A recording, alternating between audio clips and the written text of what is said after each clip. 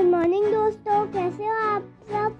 अभी मैं अपने भाई के साथ स्कूल जा रहा हूँ और मुझे अभी छोड़ने आया है और अभी मेरे को शादी में भी जाना है और जा रहा हूँ स्कूल।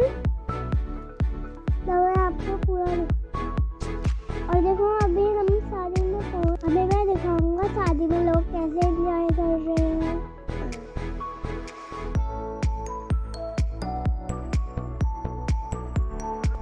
हमारे यहाँ मंडुआ होता है ना, तो मेरी मम्मी ना उसको पीस के आटा बनाती है और हम उसको खाते हैं। अभी देखो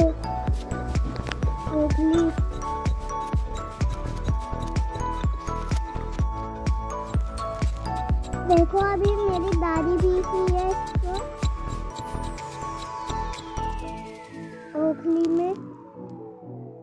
बहुत भारी है ये। अब मैं शादी के लिए रेडी होता हूँ, चलते हैं शादी में। अब हम पहुँच चुके हैं शादी में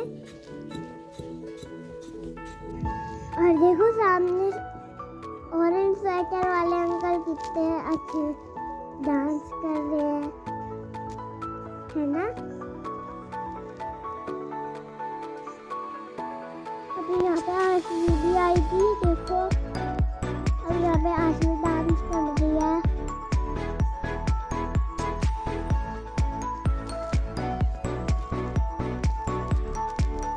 बहुत अच्छा डांस कर रही है।